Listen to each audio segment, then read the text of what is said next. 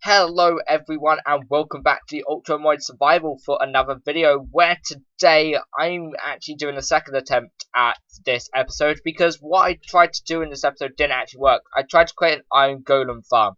Now I'm going to try again to do that. I really want to have an iron golem farm, but it didn't really work because I didn't really know what I was doing. So what we're going to be doing is we're going to be using the soul binder right here for creating this. So I tried so many different things to get this to work. And it's really complicated how it does work. So essentially, what you do is you need a broken spawner, which I have, here we go. And then you need a soul vial, which you essentially do this with. I'll show you, to be honest. So, let's just craft up another soul vial, which we have, there we go. And then we're going to need to take a mob. So essentially what you do is you go over to a mob. Let's go up to our mob farm. That seems like the best place to go to find a mob, and you right click them and they get put into the soul vial. So you can now use that to change the type of a spawner. So what I was trying to do was put an iron golem in there and then turn that into a spawner, which it didn't really work. So what we're going to do is we're literally going to just do this. We're going to put the creeper in there and we're going to give it the player XP and it's going to power it into a spawner. So I'm going to cut back and we're going to get on with what we need to do essentially. So that's using up a lot of energy. That's using up a real lot of energy. Okay, that's slowly going to take its time to do it. So I guess let's wait for that to do it and then we can get on with creating this creeper farm right here, because that would be really awesome. And yeah, and it would mean that what I've been trying to do isn't entirely wasted. So while that is doing that, we're going to craft up a powered spawner because we're going to need one of those. So let's just craft ourselves up a powered spawner over here. And what do we need? We're going to need a Z-Logic controller. So let's grab out all those materials. We're going to need a zombie head, which I'm fairly sure we do have scattered around here. Here we go. And then we're also going to want some solarium right here. There we go. And see, I've still got the iron golem. There you go. It just didn't work, so it's a bit weird. But we've also got solarium now. We're going to need some silicon and also some redstone, I believe it was. So is there anything else that I'm going to need to make a Z-Logic controller? Shouldn't be. Yep, that is it. So let's go up to our splice and whatever you want to call it. I haven't really worked out what to call it yet. So there we go, like that. And that's going to craft itself up into a Z-Logic controller. Very nice. Very, very nice completely. So let's just go to here and let's try and craft up a spawner. How many vibrant crystals do we have? We need to make a couple, I would say. So let's just go to our vibrant alloy here. I know we're almost out of vibrant alloys. What is that? Okay, that's interesting. I guess that you can do that. But let's turn this into 2 vibrant crystals, shall we? Let's just do that quickly. We're going to need an emerald. See, this is why I wanted that I'm going to farm for resources like this. There we go.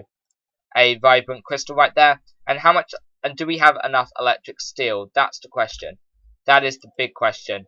Yeah, we do. What are we missing? Oh, we're missing a machine chassis. That's right, chassis. I don't know how you do, what you call it. I really don't. So there we go. And now we can craft it up. So here we go. Shift click. There we go. We've now got a powered spawner. Let's see how our thing is getting on. It's getting on pretty well, almost there, so let's go, just wait for that to do it, and then we'll be good to go. In hindsight, it would quite literally just be easier to put a tesseract just straight behind it. I think it's because it's not extracting fast enough. So there we go, yeah, there we go, that's much better now. So why don't we just do that? I do not know, but, you know, hindsight is a marvellous thing. So here we go, that is now finished. We've got an empty soul vial and a creeper broken spawner.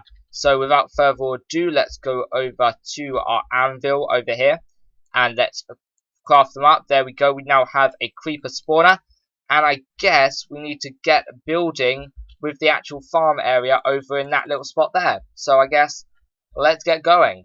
So we need to place down the spawner right there and the tesseract on top, and let's just start powering it, which it is. And then what I want to do is set it to never active, so we don't get any spawns just yet, because that could be a bit annoying and mess up what we're trying to do.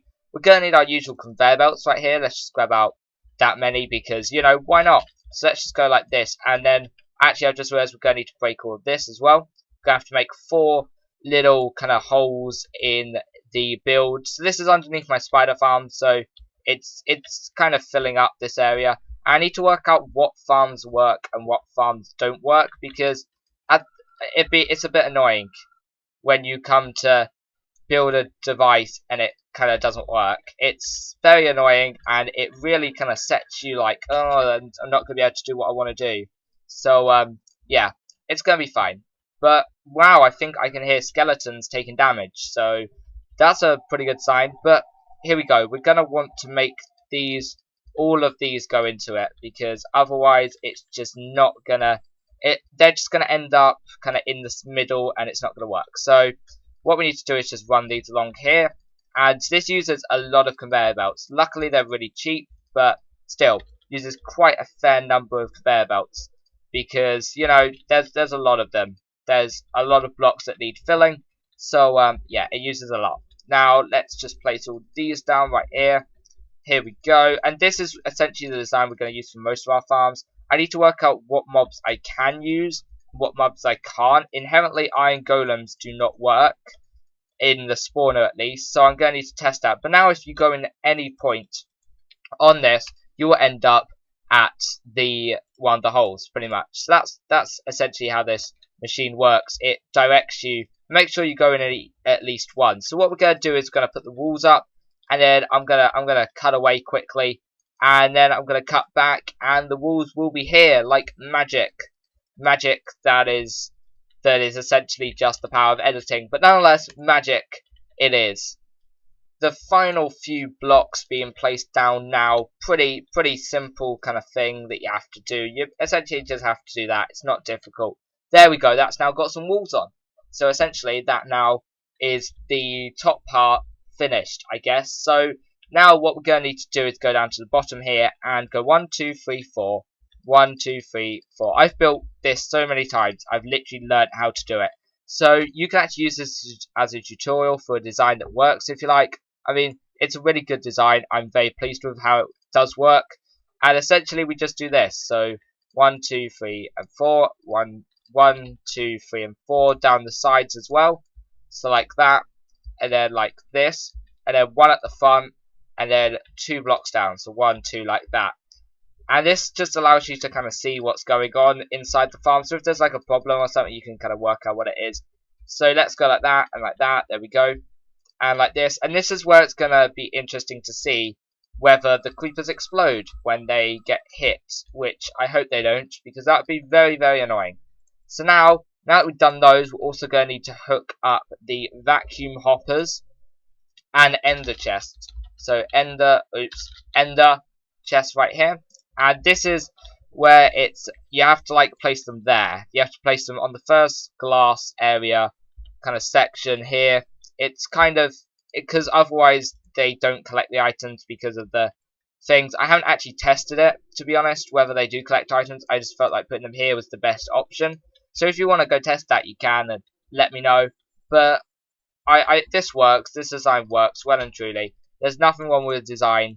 If you've got a design that works and it's efficient, why would you change it? I'm changing these now because this is more efficient, like space-wise. But, you know, it's just, why would you change it? So there we go, like that. And we've now got all of those set up. So now the final finishing touches are the spikes. So we have a number of iron spikes right here. So let's just grab them out and place them on the bottom block facing up. So like that, like that. Like that, and like that. There we go. That's very nice. And what do I have on the spawns? Do I have a capacitor? I have a double layer capacitor. So we also need to put that on there and then activate the farm pretty much. So once we've done this, essentially it is all done. It is quite literally everything is done once we've set this up. So let's just go down here. Oops, did not mean to fall all the way down. And let's place these down. And you see I use diamond spikes over there. They just kill them a bit quicker. They don't really have many other differences. Now let's set this to always active. And let's see if it will work. The moment of truth as to whether it will. So let's just throw these down into here, to be honest. That's one cool thing about it. It'll carry the ice shots. And yes, creepers are being pushed down into here, and they're taking damage, and they're not exploding. They're in fact just dying, and gunpowder should appear in there, which it does. That is absolutely wonderful. This farm does in fact work. Another successful farm built in this survival series. Although, hold on. Oh, that is okay. That is the right number. Is this just too far out? I'm not sure.